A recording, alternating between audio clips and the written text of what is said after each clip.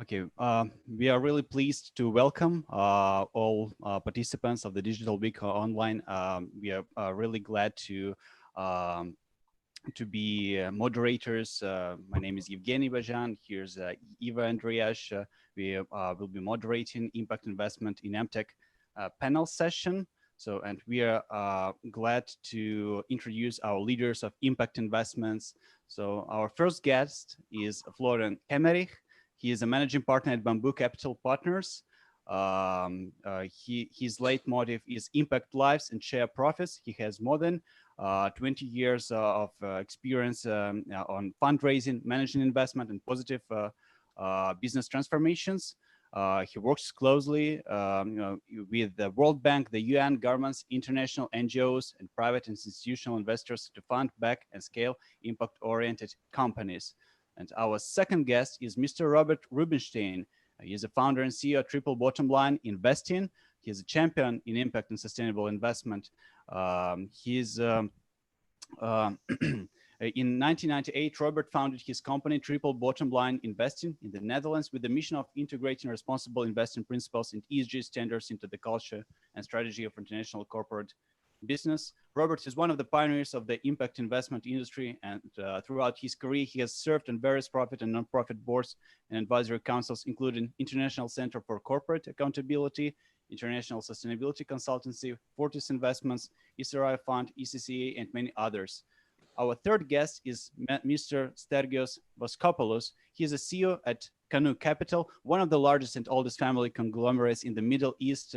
Mr. Voskopoulos is responsible for the active management of direct and indirect investments regionally and globally. He has worked in the Gulf region for over 10 years and has over 20 years of global experience in the areas of asset management, private equity, M&A, including AG, Global Investment Group, Barclays, InvestCorp, and Sierra Investment Bank. And our final guest is Mrs. Alexandra Johnson.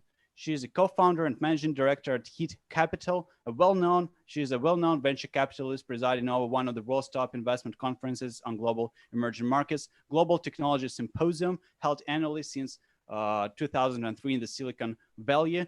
Alexandra was listed as one of the world's top 20 most powerful people in finance. Presently, Alexandra is working to promote a sustainable investment ecosystem. To that end, she has founded the Silicon Valley-based impact fund, HIT Capital, that counts with a number of projects worldwide in its investment portfolio. And our co-moderator, Ms. Eva Andriyash, she is a CEO at IXZ Capital, as well as a Positive Dialogue Management Company, and she is a co-founder of Russian Impact Investors Association. So today, we're gonna we're gonna discuss on several questions. So the first question, what is really impact investing for you? Just remind that we have, unfortunately, a tight timing, approximately about 2-3 minutes. So I would like to raise this question to all guests. So the first one is Florian Kemmerich. Florian, you have the floor. Thank you so much, and thank you for inviting me here. And well, it's not an easy question to say, because impact investing, you have several people looking at different impacts. Sometimes it's being confused being philanthropy, which is not supposed to be. Sometimes it's being confused with an asset management style, sometimes a class. So at the end, I mean, from our perspective, is what we do is impact investing means that you use capital as a force for good. So you invest in what we do, and then you have different ways you can do it in the different asset classes. You can apply impact investing. Our sweet spot is really specifically backing entrepreneurs of companies servicing the low-income population in emerging markets. So that's what we do on our common base. It can be a private equity, also private debt, but really at the end is really focusing on creating SMEs. And as we, of course, do that for financial returns, but also we apply here a clear focus on impact on the ground. We measure this one, we report it and announce it. But again, that's in our case at Bamboo Capital, what we do on the impact investing side. But again, there's a larger spread, the different components to it. Probably we are more on the, more on the riskier side when it comes to rural populations, basic services, financial inclusion, so access to money, access to healthcare, access to energy is a big component, also access to education. And then when it comes to the productivity of the population locally, it is in agriculture.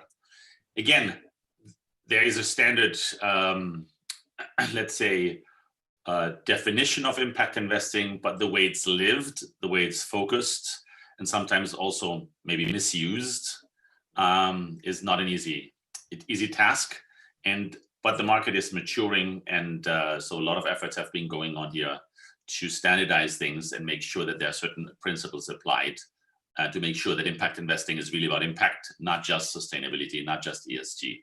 But probably the best person to talk about here on the panel is Robert, having been there for many, many years and having lived the trajectory. Yeah, so awesome. Robert, what's your take on impact investing? How it is considered by you? What do you think about it? Well, how it's considered by me is basically investing that benefits multiple stakeholders, not just the investors. Traditionally, investment only focused on benefiting the person who invests at the detriment of everyone else.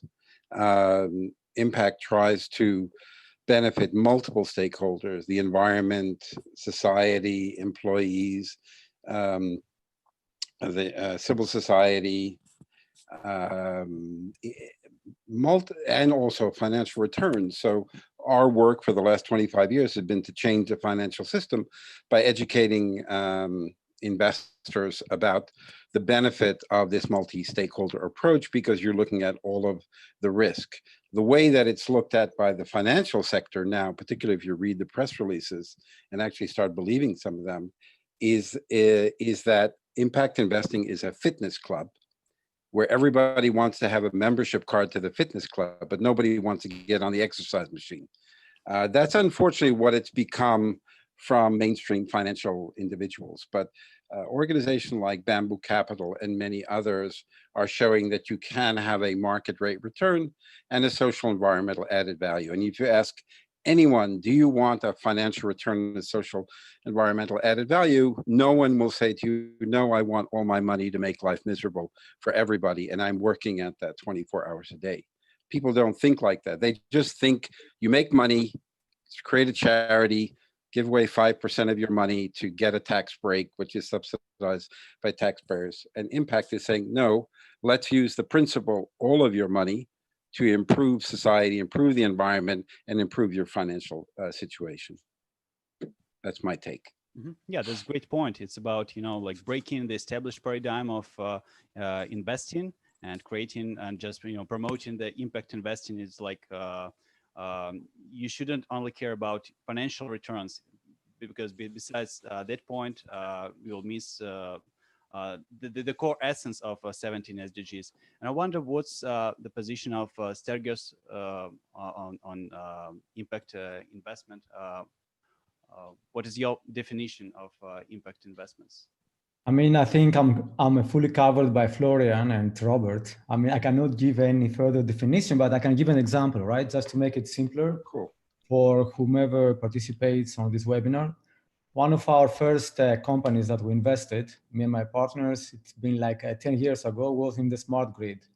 So we had a project in rural India where the farmers, they need to pump water, right, for their crops.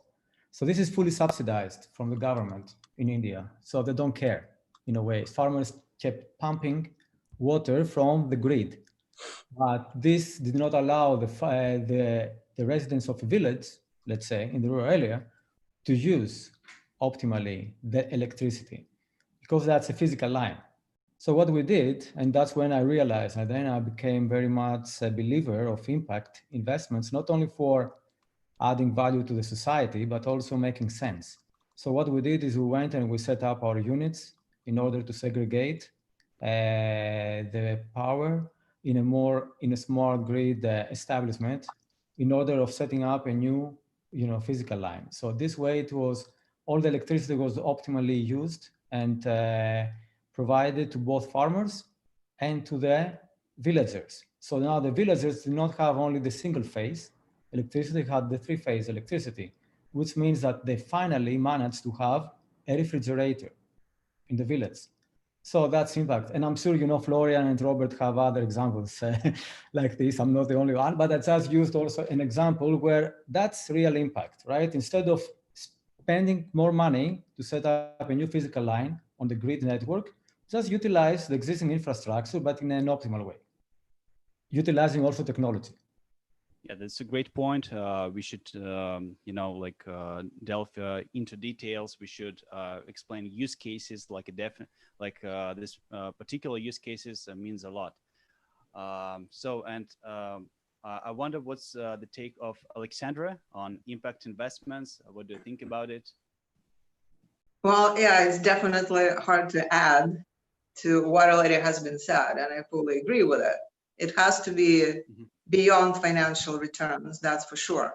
But in the world of venture capital, arguably, investors have so much power that whenever the investment is made, it doesn't matter which industry. I think we all need to think about the consequences, about what our investment will do to the world. And being in the heart of Silicon Valley and working, you know, next to great people who started new industries, when they talked about cloud computing before it happened, when they started a whole new industry, like, you know, I won't even mention names, but the whole gig economy that changed our lives. And you see when you talk to people about impact, the first place they go to is the charity thought. And that's, of course, it's not, because we're in business of making money. But I'll give you an example of big funds saying that you do not need to have a special fund because everything you do is impact. And the example will be of a company like Twitter. Yes. Is it something that could qualify as an impact company? Well, probably it's would be harder to say comparing it to a company that is saving energy, right? But when there were all those unrests in certain parts of the world, the only means of communication with the world was via Twitter. So is that a company that makes an impact? Absolutely. Let's look at another big company, Uber, which everybody likes to hate. Of course, now they're not having a good time, but when it started, it was, the goal was to save the environment, actually. There would be fewer cars on the road, and everything will be wonderful, and people with no income will have access, so there's a social element to it. But then it got out of hand, and as a result, they contributed to this horrible quality of air, the gridlocks on the roads. Okay, now we have this crisis, right? When they say let's use a good crisis, that is a good time to go back to basics. So it's a long way of answering.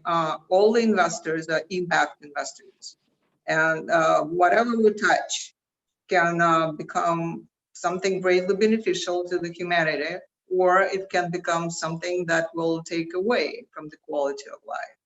So we will talk more about it, but I would, you know, say every investor should think of it on those terms. I put money into this company, and yes, I chose it because there's a potential of making money.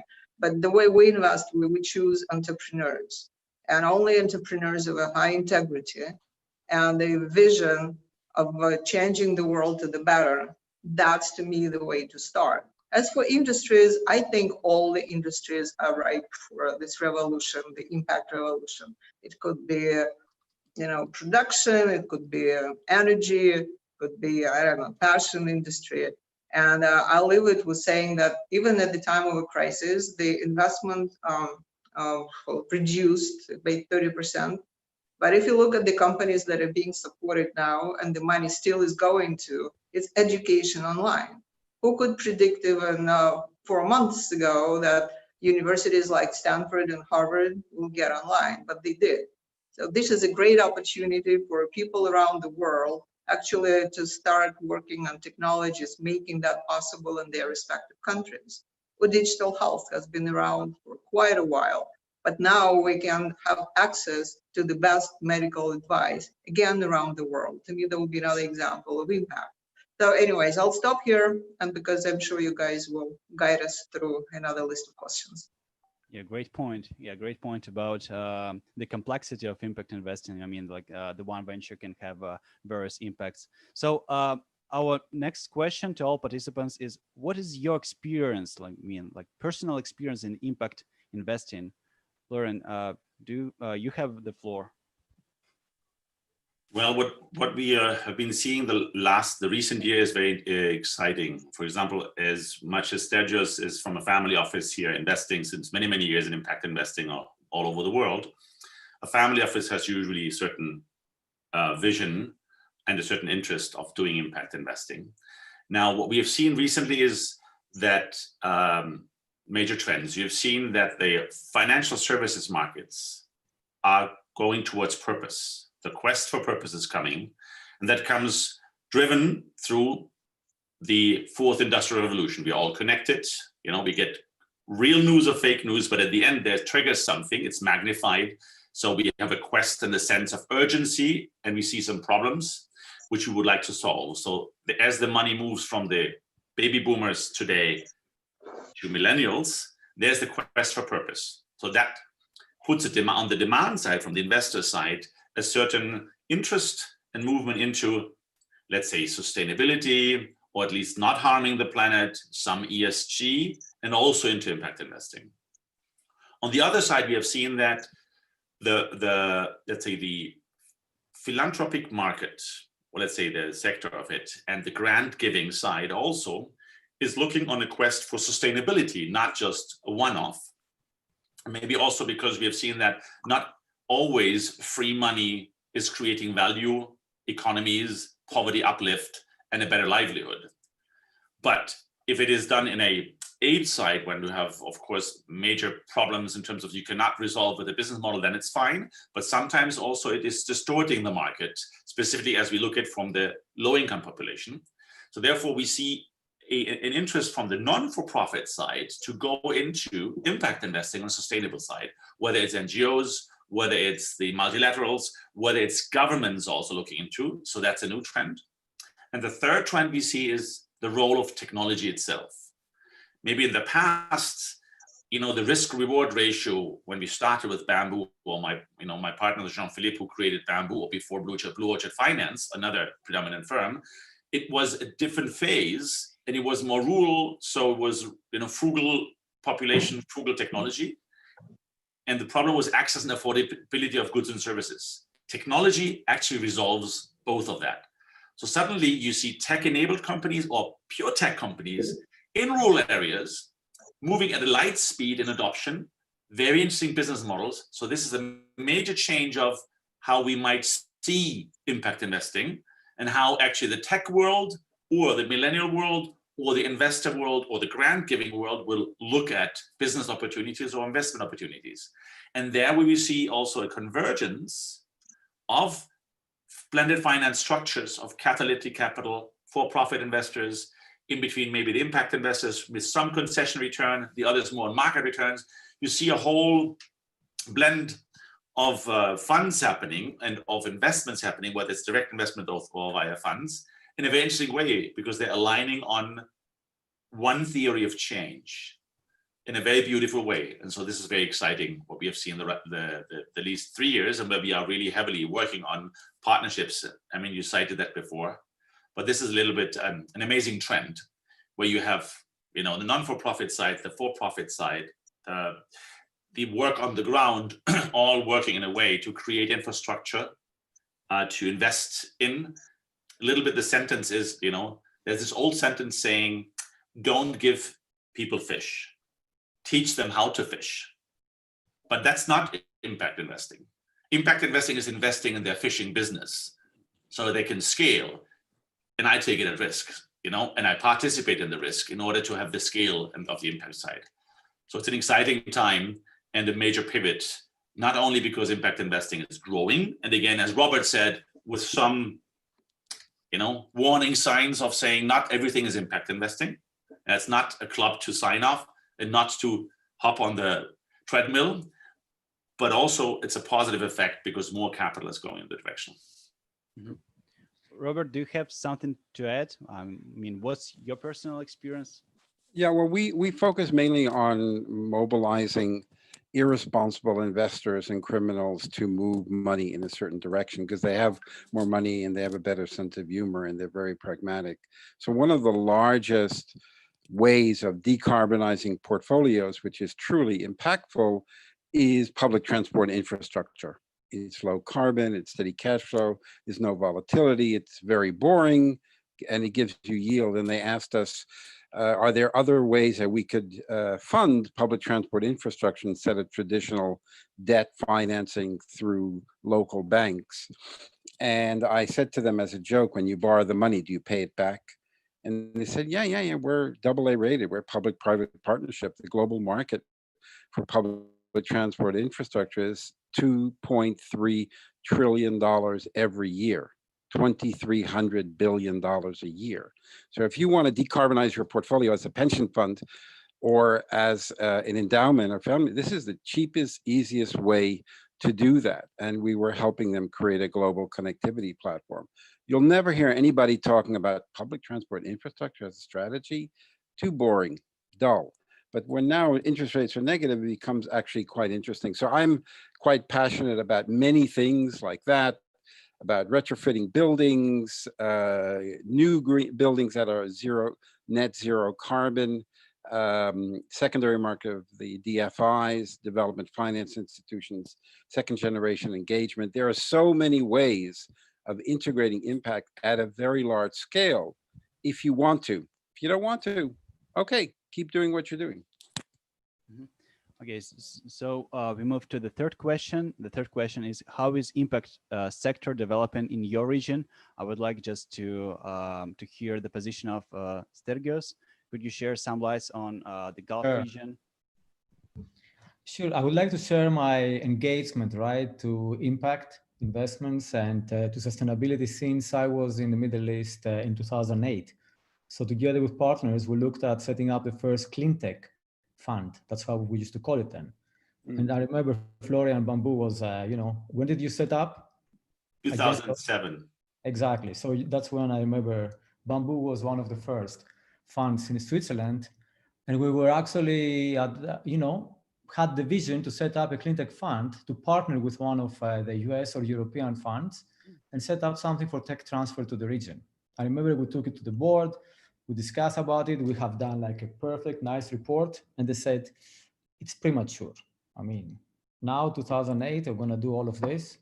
And maybe for them it was. So 2 years after my partner and I, we left the firm, after we exited some investments, we changed the strategy and we set up a renewable energy platform in solar, 2010 to 11. That's when it started in the region, right? I mean, you have Masdar, that was one of the first movers in, with the governmental initiative from UAE.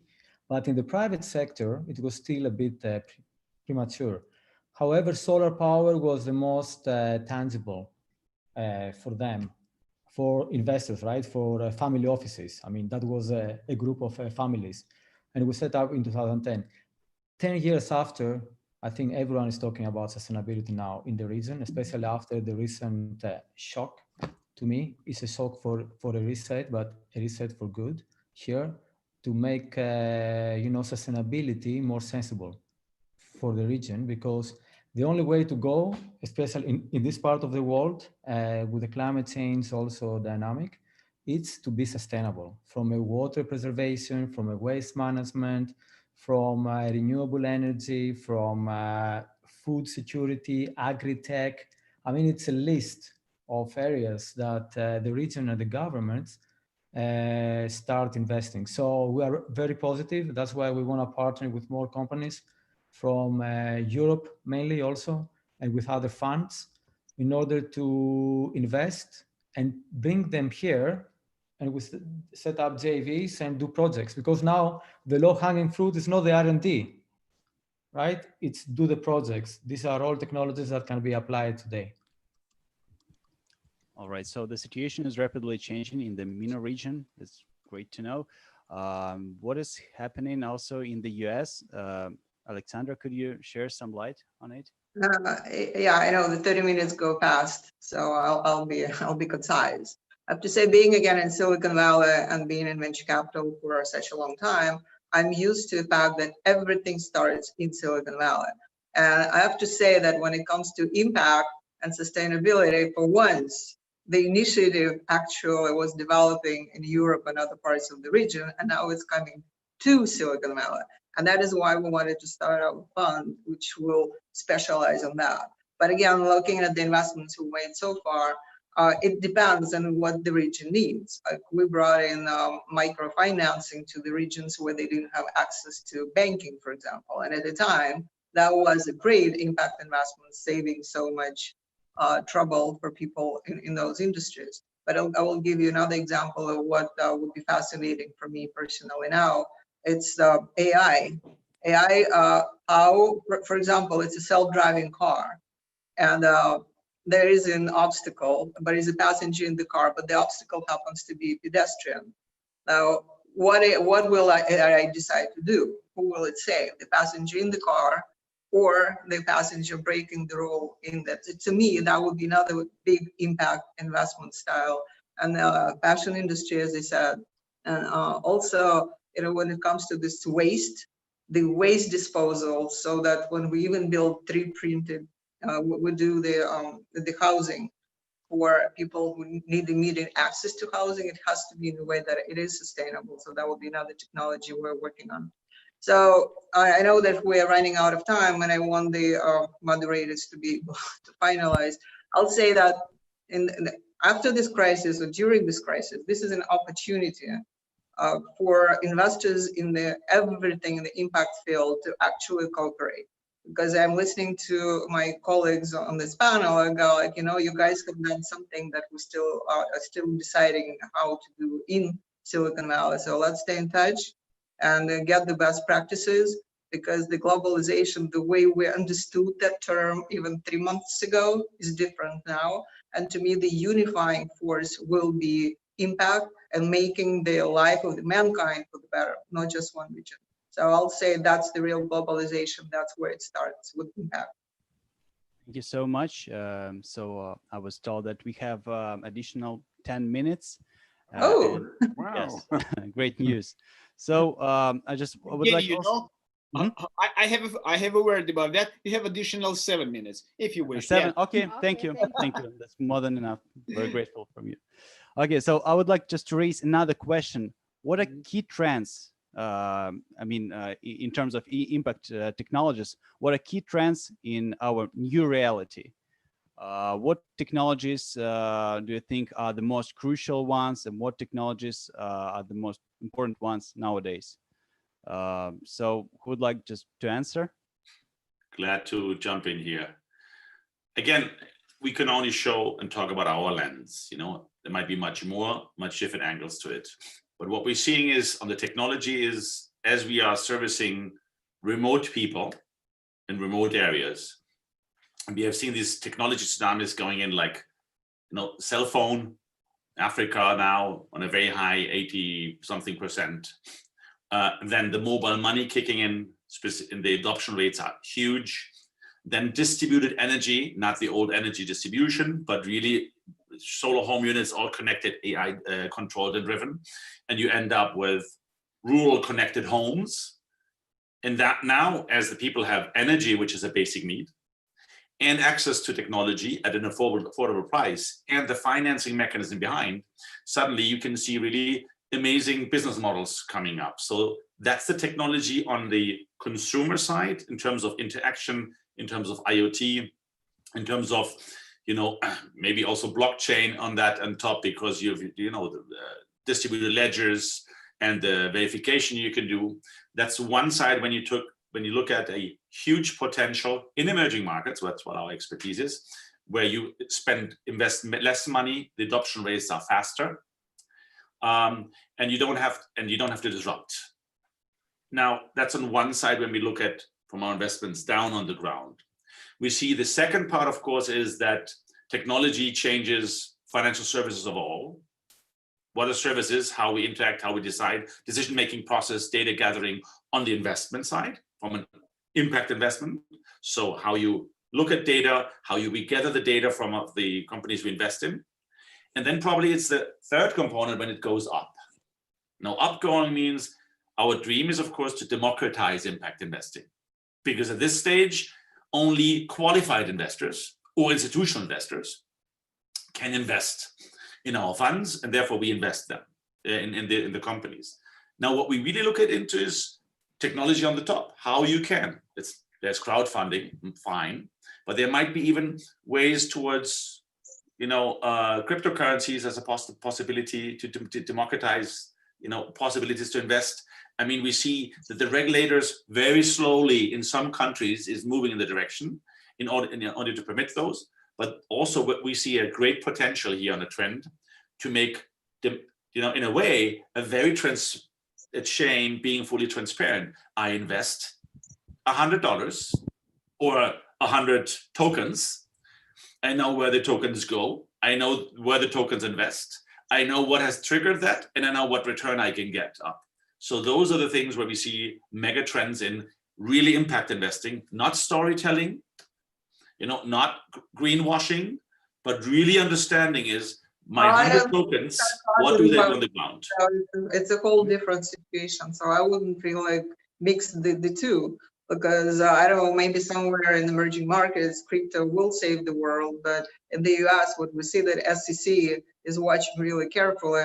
I would say that in my mind, the impact will stay with the traditional industries, which will be revolutionized and changed. And a blockchain, yes, it's like, it's a method, it's a platform on which it's built. But saying that, the government would let you, I'm happy that the government allowed the healthcare providers now actually give their expertise online. That to me is huge, because before you couldn't getting your record in. So, let the government just not interfere, get out of the way. But food, I mean, I agree with the categories you, Florian, have mentioned, but also food, right?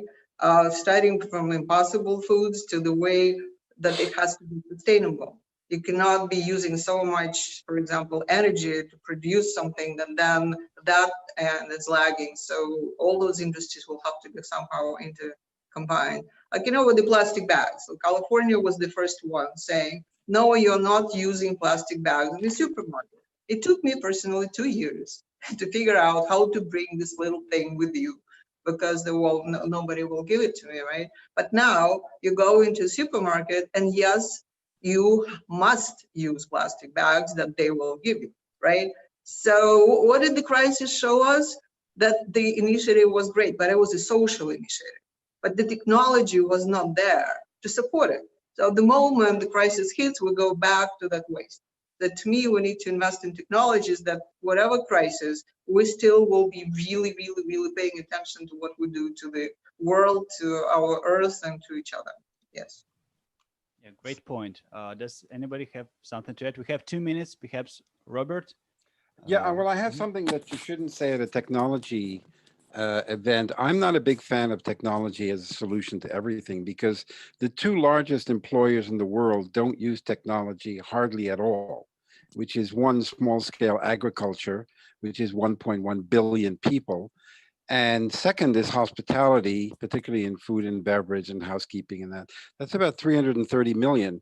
And most of those jobs don't have anything to do with technology. I know that you're a technology event, everybody is obsessed to get 10x through technology, but if you're concerned about jobs, you should be focusing on hospitality and small scale agriculture. So I know it's, cursing in church, but I think it needs to be said. Particularly, we have so much AI and so much robots coming that we're going to lose so many jobs, that those 2 areas still employ a lot of people. Yeah, this is one of the most, Stergios, yeah. No, I would like to agree, and add to what Robert said, right? The answer, technology is not the only answer. We're talking about sustainable business models. So the business models themselves, they have to be very sustainable. And for that, we need, through this crisis, I agree with Sasha on globalization. We need to be all united here. Otherwise, we're going to lose the impact game.